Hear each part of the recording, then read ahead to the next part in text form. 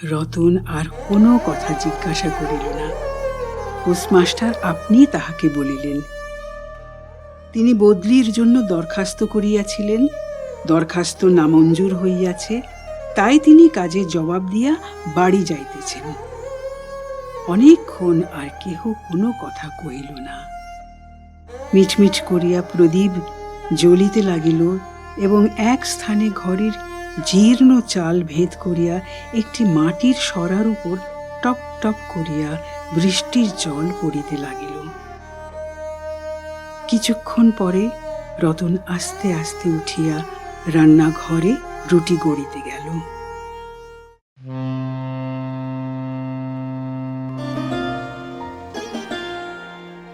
মনের বন্দরে দাঁড়িয়ে নোয়ার গল্প জাহাজ এখন শুধু গল্পের সাগরে পাড়ি দেওয়ার অপেক্ষা। এই ছাড়লো গল্প জাহাজ, উঠে পড়ুন শিগগিরই। রকমারি গল্পের 7 সমুদ্র পেরিয়ে চলুন আমরা যাই অনন্য এক আনন্দ সাগরে। নোয়ার গল্প জাহাজ। এখন শুনবেন রবীন্দ্রনাথ ঠাকুরের গল্প পোস্টমাস্টার। প্রথম কাজ আরম্ভ করিয়াই উলাপুর গ্রামে পোস্টমাস্টারকে আসিতে হয়। গ্রামটি অতি সামান্য, নিকটে একটি নীলকুঠি আছে, তাই কুঠির সাহেব অনেক জোগাড় করিয়া এই নূতন পোস্ট অফিস স্থাপন করাইয়াছে। আমাদের পোস্টমাস্টার কলিকাতার ছেলে। জলের মাছকে ডাঙায় তুলিলে যেরকম হয়, এই গণ্ডগ্রামের মধ্যে আসিয়া পোস্টমাস্টারেরও সেই দশায় উপস্থিত হইয়াছে। একখানি অন্ধকার আটচালার মধ্যে তাহার আপিস। অদূরে একটি পানাপুকুর এবং তাহার চারিপাড়ে জঙ্গল। কুঠির গুমস্তার প্রভৃতি যে সকল কর্মচারী আছে, তাহাদের ফুরসত প্রায় নাই এবং তাহারা ভদ্রলোকের সহিত মিশিবার উপযুক্ত নহে। বিশেষত কলকাতার ছেলে ভালো করিয়া মিশিতে জানে না। অপরিচিত স্থানে গেলে হয় উদ্ধত নয় অপ্রতিভ হইয়া থাকে। এই কারণে স্থানীয় লোকের সহিত তাহার মেলামেশা হইয়া উঠে না। অথচ হাতে কাজ অধিক নাই। কখনো কখনো দুটো একটা কবিতা লিখিতে চেষ্টা করেন। তাহাতে এমন ভাব ব্যক্ত করিয়াছেন যে সমস্ত দিন তরুপল্লবের কম্পন এবং আকাশের মেঘ দেখিয়া জীবন বড় সুখে কাটিয়া যায়। কিন্তু অন্তর্যামী জানেন, যদি আরব্য উপন্যাসের কোনো দৈত্য আসিয়া এক রাত্রের মধ্যে এই শাখা পল্লব সমেত সমস্ত গাছগুলা কাটিয়া পাকা রাস্তা বানাইয়া দেয় এবং সারি সারি অট্টালিকা আকাশের মেঘকে দৃষ্টিপথ হইতে রুদ্ধ করিয়া রাখে, তাহা হইলে এই আধমরা ভদ্র সন্তানটি পুনশ্চ নবজীবন লাভ করিতে পারে। পোস্টমাস্টারের বেতন অতি সামান্য। নিজে রাঁধিয়া খাইতে হয় এবং গ্রামের একটি পিতৃমাতৃহীন অনাথা বালিকা তাহার কাজকর্ম করিয়া দেয়, চারিটি চারিটি খাইতে পায়। মেয়েটির নাম রতন, বয়স 12-13, বিবাহের বিশেষ সম্ভাবনা দেখা যায় না। সন্ধ্যার সময় যখন গ্রামের গোয়াল ঘর হইতে ধূম কুণ্ডলায়িত হইয়া উঠিত, ঝুপে ঝুপে ঝিল্লি ডাকিত, দূরে গ্রামের নেশাখোর বাউলের দল খোল করতাল বাজাইয়া উচ্চৈস্বরে গান জুড়িয়া দিত, যখন অন্ধকার দাওয়ায় একলা বসিয়া গাছের কম্পন দেখিলে কবি হৃদয়েও ঈষৎ হৃৎকম্প উপস্থিত হইত, তখন ঘরের কোণে একটি ক্ষীণ শিখা প্রদীপ জ্বালাইয়া পোস্টমাস্টার ডাকিতেন, রতন। রতন দ্বারে বসিয়া এই ডাকের জন্য অপেক্ষা করিয়া থাকিত, কিন্তু এক ডাকেই ঘরে আসিত না। বলিত, কি গা বাবু, কেন ডাকছ? পোস্টমাস্টার, তুই কি করছিস? রতন, এখুনি চুলো ধরাতে যেতে হবে, হেঁসেলের। পোস্টমাস্টার, তোর হেঁসেলের কাজ পরে হবে, এখন একবার তামাকটা সেজে দে তো। অনতিবিলম্বে দুটি বাল ফুলাইয়া কলিকায় ফুঁ দিতে দিতে রতনের প্রবেশ। হাত হইতে কলিকাঠি লইয়া পোস্টমাস্টার ফস করিয়া জিজ্ঞাসা করে, আচ্ছা রতন, তোর মাকে মনে পড়ে? সে অনেক কথা, কতক মনে পড়ে, কতক মনে পড়ে না। মায়ের চেয়ে বাপ তাহাকে বেশি ভালোবাসিত। বাপকে অল্প অল্প মনে আছে। পরিশ্রম করিয়া বাপ সন্ধ্যাবেলায় ঘরে ফিরিয়া আসিত। তাহারই মধ্যে দৈবাত দুটি একটি সন্ধ্যা তাহার মনে পরিষ্কার ছবির মতো অঙ্কিত আছে। এই কথা হইতে হইতে ক্রমে রতন পোস্টমাস্টারের পায়ের কাছে মাটির উপর বসিয়া পড়িত। মনে পড়িত তাহার একটি ছোট ভাই ছিল। বহু পূর্বেকার বর্ষার দিনে একদিন একটা ডোবার ধারে দুইজনে মিলিয়া গাছের ভাঙা ডালকে ছিপ করিয়া মিছামিছি মাছ ধরা খেলা খেলিয়াছিল।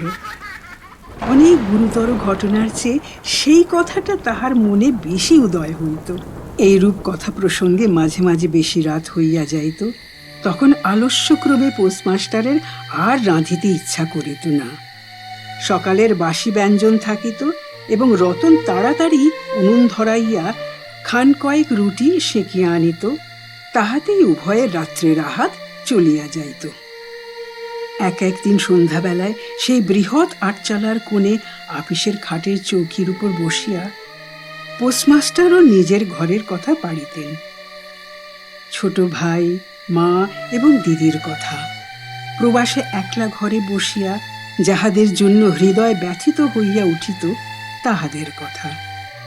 সে সকল কথা সর্বদাই মনে উদয় হয়, অথচ নীলকুঠির গোমস্তাদের কাছে যাহা কোনো মতেই উত্থাপন করা যায় না, সেই কথা একটি অশিক্ষিতা ক্ষুদ্র বালিকাকে বলিয়া যাইতেন কিছুমাত্র অসঙ্গত মনে হইত না। অবশেষে এমন হইল, বালিকা কথোপকথনকালে তাহার ঘরের লোকদিগকে মা, দিদি, দাদা বলিয়া চিরপরিচিতের ন্যায় উল্লেখ করিত। এমনকি তাহার ক্ষুদ্র হৃদয়পটে বালিকা তাহাদের কাল্পনিক মূর্তিও চিত্রিত করিয়া লইয়াছিল।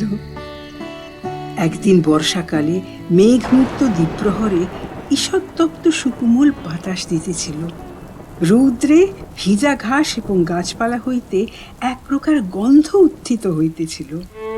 মনে হইতেছিল যেন ক্লান্ত ধরনের উষ্ণ নিঃশ্বাস গায়ের উপরে আসিয়া লাগিতেছে এবং কোথাকার এক নাছোড়বান্ধা পাখি তাহার এক টানা সুরের নালিশ সমস্ত দুপুরবেলা প্রকৃতির দরবারে অত্যন্ত করুণ স্বরে বারবার আবৃত্তি করিতেছিল।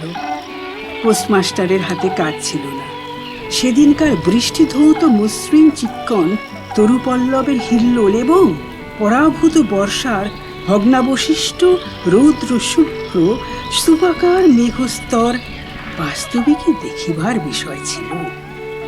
পোস্টমাস্টার তাহা দেখিতেছিলেন এবং ভাবিতেছিলেন, এই সময় কাছে একটি কেহ নিতান্ত আপনার লোক থাকিত, হৃদয়ের সহিত একান্ত সংলগ্ন একটি স্নেহপুত্তলী মানব মূর্তি। ক্রমে মনে হইতে লাগিল সেই পাখি ওই কথাই বারবার বলিতেছে এবং এই জনহীন তরুচ্ছায়া নিমগ্ন মধ্যাহ্নের পল্লব মর্মরের অর্থ কতকটা ঐরূপ।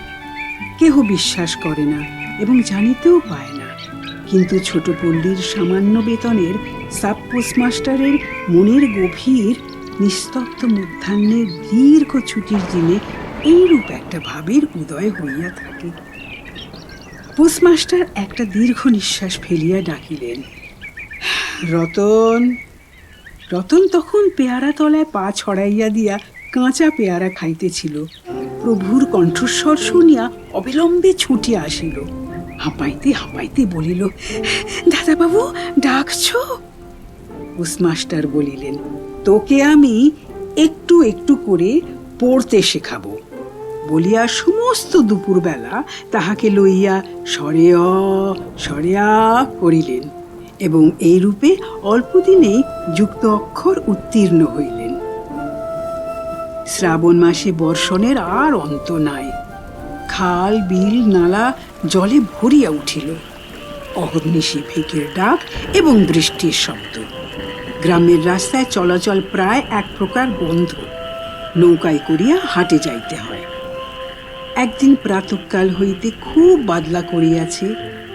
পোস্টমাস্টারের ছাত্রীটি অনেকক্ষণ দ্বারের কাছে অপেক্ষা করিয়া বসিয়াছিল।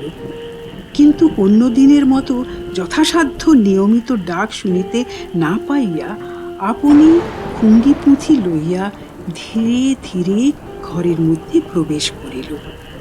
দেখিল পোস্টমাস্টার তাহার খাটিয়ার উপর শুইয়া আছেন, বিশ্রাম করিতেছেন মনে করিয়া অতি নিঃশব্দে পুনশ্চ ঘর হইতে বাহির যাইবার উপক্রম করিল।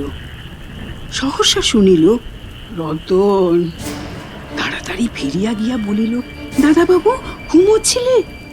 পোস্টমাস্টার কাতর স্বরে বলিলেন, শরীরটা ভালো বোধ হচ্ছে না, দেখ তো আমার কপালে হাত দিয়ে। এই নিতান্ত নিঃসঙ্গ প্রবাসে ঘন বর্ষায় রোগকাতর শরীরে একটুখানি সেবা পাইতে ইচ্ছা করে।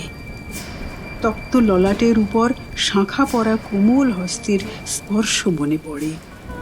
এই ঘোর প্রবাসে রোগ যন্ত্রণায় স্নেহময়ী নারী রূপে জননী ও দিদি পাশে বসিয়া আছেন, এই কথা মনে করিতে ইচ্ছা করে এবং এ স্থলে প্রবাসীর মনে অভিলাষ ব্যর্থ হইল না। বালিকা রতন আর বালিকা রহিল না। সেই মুহূর্তেই সে জননীর পদ অধিকার করিয়া বসিল।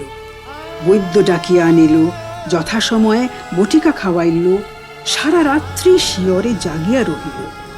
আপনি পথ্য রাঁধিয়া দিল এবং শতবার করিয়া জিজ্ঞাসা করিল, হ্যাঁ গো দাদাবাবু, একটুখানি ভালো বোধ হচ্ছে কি? বহুদিন পরে পোস্টমাস্টারের ক্ষীণ শরীরে রোগশয্যা ত্যাগ করিয়া উঠিলেন। মনে স্থির করিলেন, আর নয়, এখান হইতে কোনো মতে বদলি হইতে হইবে। স্থানীয় অস্বাস্থ্যের উল্লেখ করিয়া তৎক্ষণাৎ কলকাতায় কর্তৃপক্ষদের নিকট বদলি হইবার জন্য দরখাস্ত করিলেন। রোগ সেবা হইতে নিষ্কৃতি পাইয়া রতন দ্বারের বাহিরে আবার তাহার স্বস্থান অধিকার করিল, কিন্তু পূর্ববৎ আর তাহাকে ডাক পড়ে না। মাঝে মাঝে উঁকি মারিয়া দেখে পোস্টমাস্টার অত্যন্ত অন্যমনস্কভাবে চৌকিতে বসিয়া অথবা খাটিয়ায় শুইয়া আছেন। রতন যখন আহ্বান প্রত্যাশা করিয়া বসিয়া আছে, তিনি তখন অধীর চিত্তে তাহার দরখাস্তের উত্তর প্রতীক্ষা করিতেছেন। বালিকা দ্বারের বাহিরে বসিয়া সহস্রবার করিয়া তাহার পুরনো পড়া পড়িল। পাছে যেদিন সহসা ডাক পড়িবে, সেদিন তাহার যুক্ত অক্ষর সমস্ত গোলমাল হইয়া যায়, এই তাহার একটা আশঙ্কা ছিল। অবশেষে সপ্তাহ খানেক পরে একদিন সন্ধ্যাবেলায় ডাক পড়িল। উদ্বেলিত হৃদয়ে রতন গৃহের মধ্যে প্রবেশ করিয়া বলিল, দাদাবাবু আমাকে ডাকছিলে? পোস্টমাস্টার বলিলেন, রতন, কালই আমি যাচ্ছি। রতন, কোথায় যাচ্ছ দাদাবাবু? পোস্টমাস্টার, বাড়ি যাচ্ছি। রতন, আবার কবে আসবে? পোস্টমাস্টার, আর আসব না। রতন আর কোনো কথা জিজ্ঞাসা করিল না। পোস্টমাস্টার আপনি তাহাকে বলিলেন, তিনি বদলির জন্য দরখাস্ত করিয়াছিলেন, দরখাস্ত নামঞ্জুর হইয়াছে, তাই তিনি কাজে জবাব দিয়া বাড়ি যাইতেছেন। অনেকক্ষণ আর কেহ কোনো কথা কহিল না। মিটমিট করিয়া প্রদীপ জ্বলিতে লাগিল এবং এক স্থানে ঘরের জীর্ণ চাল ভেদ করিয়া একটি মাটির সরার উপর টপ টপ করিয়া বৃষ্টির জল পড়িতে লাগিল। কিছুক্ষণ পরে রতন আস্তে আস্তে উঠিয়া রান্নাঘরে রুটি গড়িতে গেল। অন্য দিনের মতো তেমন চটপট হইল না। বোধ করি মধ্যে মধ্যে মাথায় অনেক ভাবনা উদয় হইয়াছিল। পোস্টমাস্টারের আহার সমাপ্ত হইলে পর বালিকা তাহাকে জিজ্ঞাসা করিল, দাদাবাবু আমাকে তোমাদের বাড়ি নিয়ে যাবে? পোস্টমাস্টার হাসিয়া কহিলেন, সে কি করে হবে? ব্যাপারটা যে কি কি কারণে অসম্ভব তাহা বালিকাকে বুঝানো আবশ্যক বোধ করিলেন না। সমস্ত রাত্রি স্বপ্নে এবং জাগরণে বালিকার কানে পোস্টমাস্টারের হাস্যধ্বনির কণ্ঠস্বর বাজিতে লাগিল, সে কি করে হবে? ভোরে উঠিয়া পোস্টমাস্টার দেখিলে তাহার স্নানের জল ঠিক আছে। কলকাতার অভ্যাস অনুসারে তিনি তোলা জলে স্নান করিতেন।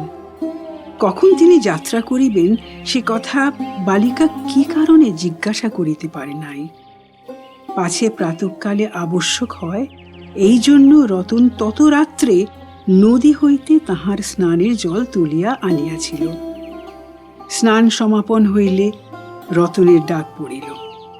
রতন নিঃশব্দে গৃহে প্রবেশ করিল এবং আদেশ প্রতীক্ষায় একবার নীরবে প্রভুর মুখের দিকে চাহিল। প্রভু কহিলেন, রতন, আমার জায়গায় যে লোকটি আসবেন তাকে বলে দিয়ে যাব। তিনি তোকে আমারই মতো যত্ন করবেন। আমি যাচ্ছি বলে তোকে কিছু ভাবতে হবে না। এই কথাগুলি যে অত্যন্ত স্নেহগর্ভ এবং দয়ার্দ্র হৃদয় হইতে উত্থিত সে বিষয়ে কোনো সন্দেহ নাই। কিন্তু নারী হৃদয় কে বুঝিবে? রতন অনেক দিন প্রভুর অনেক তিরস্কার নীরবে সহ্য করিয়াছে, কিন্তু এই নরম কথা সহিতে পারিল না। একেবারে উচ্ছ্বসিত হৃদয়ে কাঁদিয়া উঠিয়া কহিল, না না, তোমার কাউকে কিচ্ছু বলতে হবে না, আমি থাকতে চাইলে।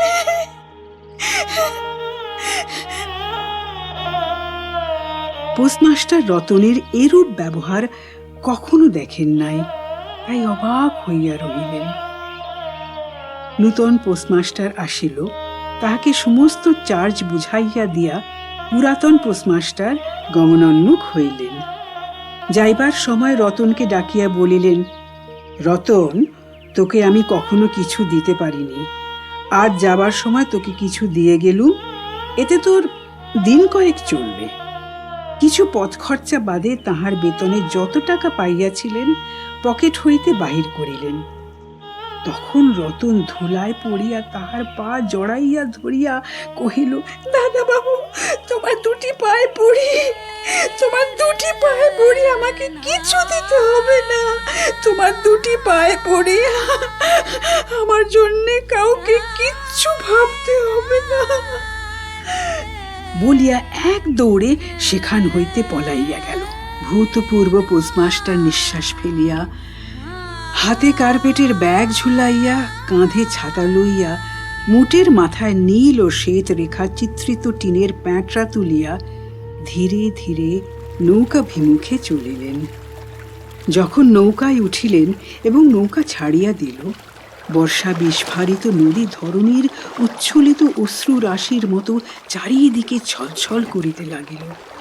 তখন হৃদয়ের মধ্যে অত্যন্ত একটা বেদনা অনুভব করিতে লাগিলেন। একটি সামান্য গ্রাম্য বালিকার করুণ মুখচ্ছবি যেন এক বিশ্বব্যাপী বৃহৎ অব্যক্ত মর্মব্যথা প্রকাশ করিতে লাগিল। একবার নিতান্ত ইচ্ছা হইল ফিরিয়া যাই, জগতের ক্রোড়বিচ্যুত সেই অনাথিনীকে সঙ্গে করিয়া লইয়া আসি।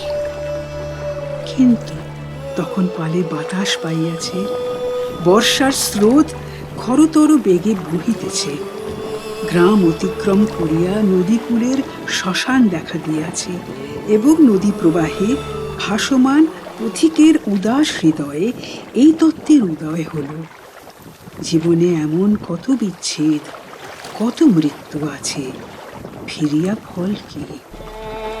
পৃথিবীতে কে কাহার? কিন্তু রতনের মনে কোনো তত্ত্বের উদয় হইল না। সে সেই পোস্ট অফিস গৃহের চারিদিকে কেবল অশ্রু জলে ভাসিয়া ঘুরিয়া ঘুরিয়া বেড়াইতেছিল। বোধ করি তাহার মনে ক্ষীণ আশা জাগিতেছিল, দাদাবাবু যদি ফিরিয়া আসে। সেই বন্ধনে পড়িয়া কিছুতে দূরে যাইতে পারিতেছিল না। হায় বুদ্ধিহীন মানব হৃদয়, ভ্রান্তি কিছুতেই ঘোচে না। যুক্তিশাস্ত্রের বিধান বহু বিলম্বে মাথায় প্রবেশ করে প্রবল প্রমাণকেও অবিশ্বাস করিয়া মিথ্যা আশাকে দুই বাহু পাশে বাঁধিয়া বুকের ভিতরে প্রাণপণে জড়াইয়া ধরা যায়। অবশেষে একদিন সমস্ত নাড়ি কাটিয়া হৃদয়ে রক্ত শুষিয়া সে পলায়ন করে। তখন চেতনা হয় এবং দ্বিতীয় ভ্রান্তি পাশে পড়িবার জন্য চিত্ত ব্যাকুল হইয়া ওঠে। এইরকম আরও গল্প শুনতে সাবস্ক্রাইব করুন নোয়া গল্প জাহাজ, প্রেস করুন বেল আইকন।